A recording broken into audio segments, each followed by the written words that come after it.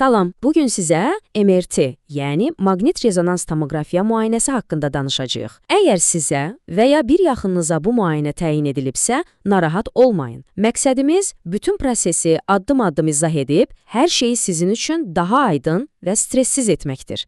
Yaxşı, gəlin ən başdan başlayaq. Ümumiyyətlə, bu MRT nə olan şeydir və həkimlər niyə məhz bu müayinəni seçirlər? Deməli, çox sadə dildə desək, MRT bədənimizin daxilini ən xırda detallarına qədər görmək üçün istifadə edilən müasir bir texnologiyadır. Ən əsas üstünlüyü odur ki, bu tamamilə ağrısızdır və rentgen şüalarından istifadə edilmir, yəni tamamilə təhlükəsizdir.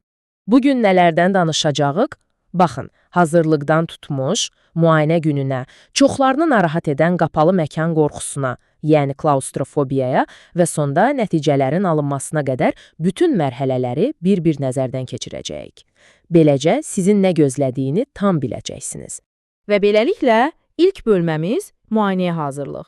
Bilirsiniz, yaxşı bir başlanğıc işin yarısı deməkdir. Düzgün hazırlıq müayinənin də rahat keçməsinə kömək edir. Gəlin görək nələrə diqqət etməliyik. Müayinədən əvvəl bilməli olduğunuz əslində cəmi bir neçə sadə, amma çox vacib məqam var. Sizdən xahişimiz budur ki, təyin olunan vaxtdan heç olmasa 1-30 dəqiqə əvvəl klinikada olasınız. Bu vaxt həm qeydiyyatdan keçmək, həm də hazırlıq üçün lazımdır. Beləcə, tələsmədən rahat şəkildə müayinəyə hazırlaşa bilərsiniz.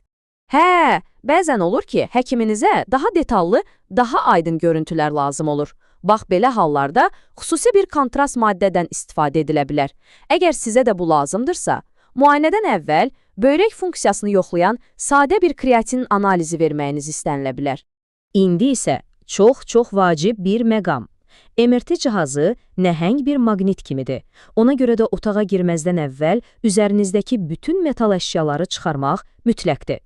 Söhbət təkcə zinət əşyalarından getmir. Telefon, bank kartları, eynək, kəmər, hətta saçınızdakı sancaqlar belə çıxarılmalıdır. Bu həm sizin təhlükəsizliyiniz, həm də dəqiq nəticələr üçün şərtdir. Yaxşı, hazırlıq mərhələsini bitirdik. Gəlib çatdıq müayinə gününə. Klinikaya daxil oldunuz. Bəs indi sizi nə gözləyir? Müayinənin özü adətən 15 dəqiqədən 1 saata qədər davam edə bilir. Bu müddətdə ən vacib şərt hərəkətsiz uzanmaqdır, çünki ən kiçik tərpəniş belə görüntünün keyfiyyətini aşağı sala bilər. Cihaz işləyərkən bəzi səslər eşidəcəksiniz, bu tamamilə normaldır və ən əsası, siz tək deyilsiniz. Daxili rabitə sistemi ilə istədiyiniz an tibb işçisi ilə danışa bilərsiniz. Yəqin ki, çoxunuzun ağlına gələn bir sual var. Bəs təyin olunan vaxtda gecikmələr yaşana bilərmi? Bəli, düzünü desək, bəzən olur. Bəzən təcili yardıma ehtiyacı olan xəstələr olur, bəzən də texniki səbəblərdən cüzi gecikmələr yaşana bilir. Belə hallarda anlayışla yanaşmanızı xahiş edirik və səbriniz üçün sizə əvvəlcədən təşəkkür edirik. İndi isə gəlin bir çox insanın ortaq narahatlığı olan bir mövzuya toxunaq. Qapalı məkan qorxusu, yəni elmi dildə desək, klaustrofobiya. Bilirsiniz, dar bir məkanda olmaqdan narahatlıq keçirmək tamamilə normal bir hissdir. Amma unutmayın ki, vəziyyət tamamilə sizin nəzarətinizdədir və bu prosesi daha rahat keçirmək üçün bir neçə effektiv üsul var. Məsələn, nə edə bilərsiniz? Ən birincisi, bu narahatlığınız barədə əvvəlcədən tibb heyətinə məlumat verin. Müayinəyə tək gəlməyin. Bir ailə üzvünüz və ya dostunuzla gəlmək sizə dəstək ola bilər. Müayinə zamanı isə sakit, dərin nəfəs almağa çalışın. Gözlərinizi bağlı saxlaya və ya xəyalınızda xoş bir yerə səyahət edə bilərsiniz. Və ən vacibi, unutmayın ki, təcili yardım düyməsi hər an əlinizin altındadır. İstədiyiniz an müayinəni dayandıra bilərsiniz. Müayinə uğurla başa çatdı. Yaxşı, bəs nəticələrini nə vaxt və necə əldə edəcəksiniz? Deməli, sizin müayinəniz bitdikdən sonra radioloq həkim əldə edilən bütün görüntüləri diqqətlə analiz edir. Bu prosesdən sonra nəticələriniz adətən növbəti iş günü təxminən saat 2 ilə 4 arasında hazır olur. Ancaq bəzi hallarda nəticələr biraz gecikə bilər.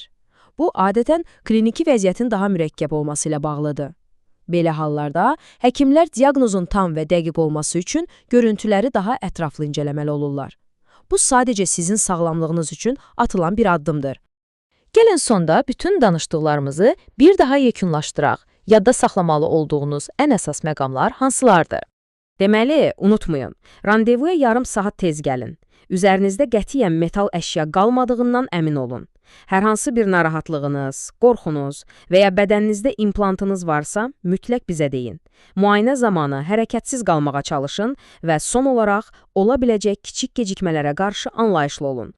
Və sonda bir daha xatırlatmaq istəyirik ki, sizin sağlamlığınız bizim üçün hər şeydən önəmlidir.